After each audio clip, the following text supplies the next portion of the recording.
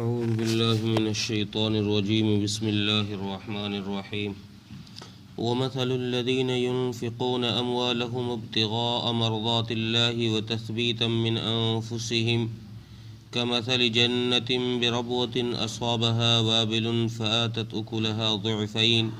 فإن لم يصبها وابل فطل والله بما تعملون بصير۔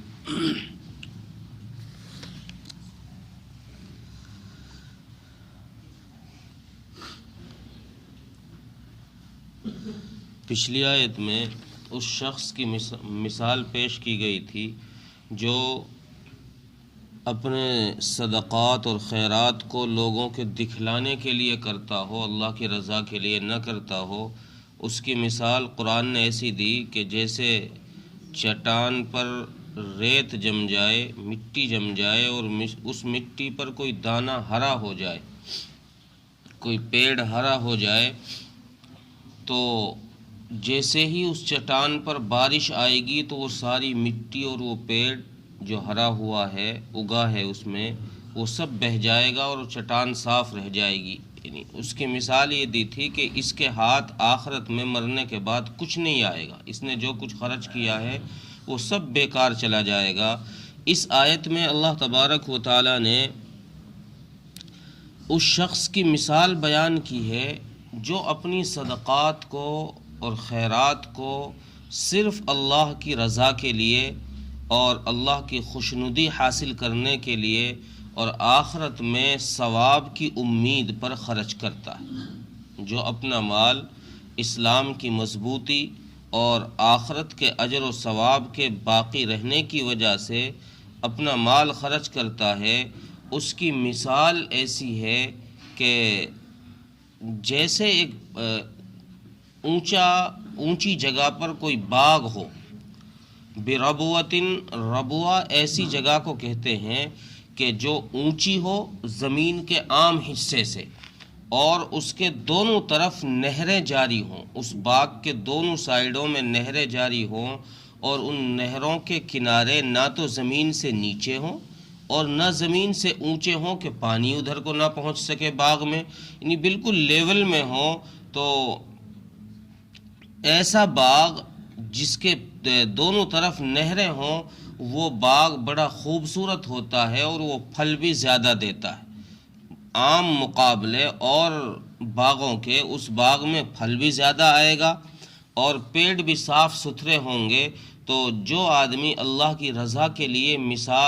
خرچ کرتا ہے، اس کی مثال اس باغ کی سی ہے کہ ایسا باغ جو نہر کے کنارے ہو، یہ باغ کبھی کسی بھی موسم میں ایسا نہیں ہوگا کہ یہ پھل نہیں دے گا، ہر موسم میں پھل دے گا۔ جس باغ کے لیے پانی نہ ہو، اس کا خدشہ یہ ہے کہ بارش نہیں ہوئی تو چونکہ نہر کوئی ہے نہیں، پانی کے اسباب نہیں ہیں، تو ہو سکتا ہے پھل نہ دے۔ لیکن یہ باغ ایسا ہے کہ اگر بارش ہو جائے تو اور اچھی بات ہے، اور زیادہ پھل دے گا، لیکن اگر بارش نہ بھی ہو تو یہ پھل پھر بھی دے گا، چونکہ اس کے پاس پہلے سے ہی پانی کے اثرات موجود ہیں، پہلے سے ہی اس کے یہاں نہریں موجود ہیں۔ اس لیے اللہ کی رضا کو حاصل کرنے کی غرض سے مال خرچ کرنے والے کی مثال اس باغ کی سی ہے کہ جیسے یہ باغ کسی بھی موسم میں بغیر پھل کے نہیں رہے گا، تو اللہ کے نام پر خرچ کرنے والا بھی، اللہ کے راستے میں خرچ کرنے والا بھی، وہ ایسا ہی ہے کہ وہ کبھی بھی محروم ثواب سے نہیں رہے گا، اس کو ہر حال میں ثواب ملے گا۔ ہاں اگر نیت اچھی ہے، نیت زیادہ اچھی ہے، زیادہ اخلاص کی ہے اور زیادہ بہتر جگہ میں اس نے مال خرچ کیا ہے، تو ثواب 2 گنا، 4 گنا، کئی 100 گنا کر کے مل جائے گا۔ جیسے پھل کئی ڈبل گنا کر کے آ جاتا ہے جب بارش ہو جاتی ہے، اور جب بارش نہیں ہوتی تو پھل وہی اپنی مقدار کے حساب سے ہی آتا ہے۔ تو اللہ فرماتے ہیں کہ جیسے یہ شخص ہے جس نے اپنے مال کو ہماری خوشنودی کے لیے خرچ کیا، جیسے اس کا ثواب ہمیشہ ملتا رہے گا، کبھی ضائع نہیں ہوگا، اسی طریقے سے اس باغ کا پھل بھی کبھی ضائع نہیں ہوگا، اور باقی رہنے سے یہاں مراد ہے کہ اپنا مال کا جو مال خرچ کیا ہے اس کا ثواب آخرت میں مل جائے، چونکہ وہی چیز باقی ہے جو آخرت میں مل جائے، ورنہ اس کے علاوہ سب فانی۔ حضرت ابن مسعود رضی اللہ تعالیٰ عنہ، صحیح بخاری کے اندر ایک روایت ہے کہ رسول اللہ صلی اللہ علیہ وسلم نے صحابہ سے پوچھا کہ بتاؤ تم میں سے کس کو اپنے وارث کا مال اپنے مال سے زیادہ پسند ہے، محبوب ہے؟ صحابہ رضی اللہ عنہم نے عرض کیا، یا رسول اللہ ایسا تو ہم میں سے کوئی بھی نہیں ہے جس کو اپنا مال اپنے وارث کے مال سے زیادہ محبوب نہ ہو۔ رسول اللہ صلی اللہ علیہ وسلم نے ارشاد فرمایا کہ اپنا مال وہی ہے جو اللہ کے نام پر خرچ کر دیا، اپنا مال وہی ہے جو اللہ کے نام پر خرچ کر دیا ہو، جس کو جمع کر کے چھوڑ گئے وہ وارثوں کا مال ہے۔ اسی طریقے سے حضرت عائشہ صدیقہ رضی اللہ عنہا کی روایت ہے کہ صحابہ اکرام رضوان اللہ علیہم اجمعین نے ایک بکری ذبح کی اور اس بکری کو ذبح کر کے لوگوں میں تقسیم کر دیا۔ رسول اللہ صلی اللہ علیہ وسلم تشریف لائے، آپ صلی اللہ علیہ وسلم نے آ کر صحابہ سے دریافت کیا کہ بھائی کتنا گوشت بچ گیا؟ صحابہ رضی اللہ عنہم نے عرض کیا کہ یا رسول اللہ ایک شانہ بچا ہے، شانہ یہاں کے حصے کو کہتے ہیں، یا رسول اللہ ایک شانہ بچا ہے، باقی سب تقسیم کر دیا، سب لوگوں میں ہم نے بانٹ دیا ہے کھانے کے لیے، صرف ایک شانہ بچا ہے۔ تو رسول اللہ صلی اللہ علیہ وسلم نے ارشاد فرمایا کہ باقی سب بچا ہے سوائے اس شانے کے، اس شانے کے سوا سب سارا بچا ہوا ہے، یعنی یہی گوشت ہے جو بچا نہیں ہے، باقی جو تم نے تقسیم کر دیا ہے تم لوگوں نے وہ سب کا سب اللہ کے خزانے میں جمع ہو گیا، اس سب کا تمہیں اجر ملے گا۔ تو ان احادیث سے پتہ یہ چلتا ہے کہ انسان کا اپنا مال وہ ہے جس کو یہ راہ خدا میں خرچ کر جائے، اور راہ خدا میں خرچ کرنے کے لیے بھی شرط یہ ہے کہ وَتَثْبِيتًا مِّنْ أَنفُسِهِمْ، دل کے جماؤ کے ساتھ ہو کہ ہاں میرا اللہ مجھے اس کا بدل دے گا، یہ نہیں ڈگ مڈول کہ یار خرچ تو کر رہا ہوں پتہ نہیں ملے گا کہ نہیں ملے گا،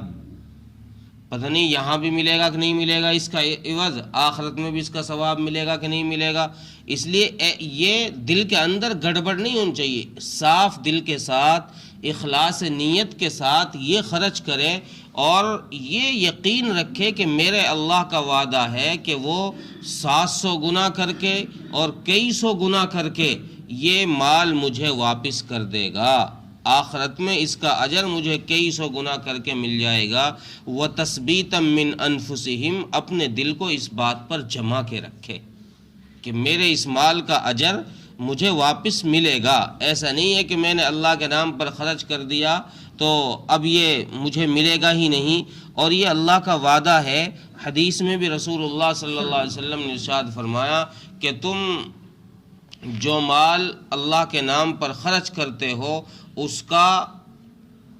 عوض تمہیں دنیا میں بھی ملتا ہے، اس کا بدل تمہیں دنیا میں بھی ملتا ہے، اور آخرت میں تو اس کا ثواب موجود ہے ہی۔ ایسا نہیں ہے کہ دنیا میں نہیں ملے گا، بلکہ اللہ تبارک و تعالی اس کا عوض دنیا میں بھی واپس لوٹا دیتے ہیں۔ جیسے حج میں خرچ کیا ہوا مال، جہاد میں خرچ کیا ہوا مال، اللہ تبارک و تعالی اس کو دنیا میں بھی 10 گنا کر کے لوٹا دیتے ہیں جو ان راستوں میں خرچ کیا جائے گا، اور آخرت میں پھر اللہ تبارک و تعالی انسان کے اعمال کے حساب سے اس کا اجر عطا فرمائیں گے کہ جیسے اس کی نیت ہوگی اسی حساب سے اس میں ثواب میں اضافہ اور زیادتی فرمائیں گے۔ آخر میں پھر اللہ تبارک و تعالی نے فرمایا کہ واللہ بما تعملون بصیر، کہ اللہ تبارک و تعالی جو تم کر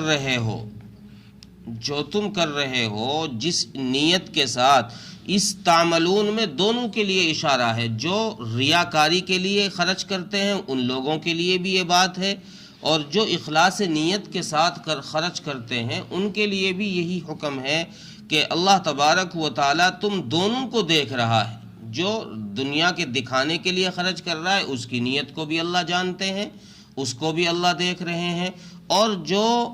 اخلاص کے ساتھ صرف اللہ کی رضا کے لیے مال خرچ کر رہا ہے اس کو بھی اللہ تبارک و تعالیٰ جانتے ہیں کہ یہ کس نیت سے مال خرچ کر رہا ہے. اور اللہ تبارک و تعالیٰ بصیر بھی ہیں، دیکھنے والے بھی ہیں، نابینا نہیں ہیں کہ تم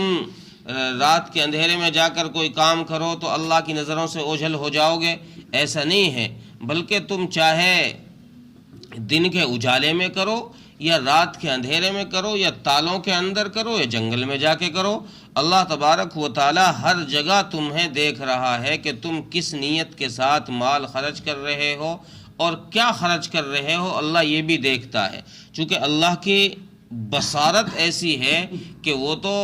کالے پہاڑ میں کالی چینٹی چل رہی ہو اس کے پیروں کے نشانات بھی دیکھ لیتا ہے. اس کی پاور ہی ایسی ہے، تو اس سے کوئی چیز چھپی ہوئی نہیں ہے. تم جو عمل کرو گے، جیسا کرو گے، اللہ سب کچھ دیکھ رہا ہے. ترجمہ دیکھو، وَمَثَلُ الَّذِينَ يُنْفِقُونَ أَمْوَالَهُمْ اور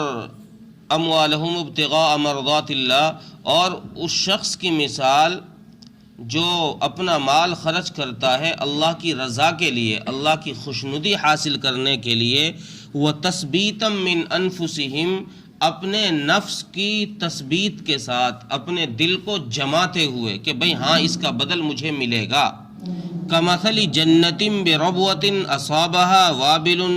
فآتت اکلها ضعفین، اس باغ کی طرح ہے جو اونچی جگہ پر ہو اور اس میں اس باغ کو جب بارش پہنچ جائے، تیز بارش پہنچے تو آئے اس باغ میں 2 گنا پھل، تو وہ پھل ڈبل دے. اور فَإِن لَّمْ يُصِبْهَا وَابِلٌ فَطَلٌ، پس اگر اس میں بارش بھی نہ آئے، اگر اس باغ کو بارش بھی نہ پہنچے، صرف پھوار ہی پہنچ جائیں، بارش کی پھواریں جو ہلکی ہلکی سی بوندیں ہوتی ہیں وہی پہنچ جائیں تو وہ بھی اس کے لیے کافی ہیں. یعنی وہ پھر بھی پھل دے گا، اگر بارش نہ بھی پہنچی تو وہ پھر بھی پھل دے گا. واللہ بما تعملون بصیر، اور اللہ تبارک و تعالی تمہارے کرنے کو جاننے والے بھی ہیں اور دیکھنے والے بھی ہیں. جو تم کر رہے ہو اس کو جانتے بھی ہیں اور دیکھتے بھی ہیں. اللہ تعالی عمل کی توفیق عطا فرمائے.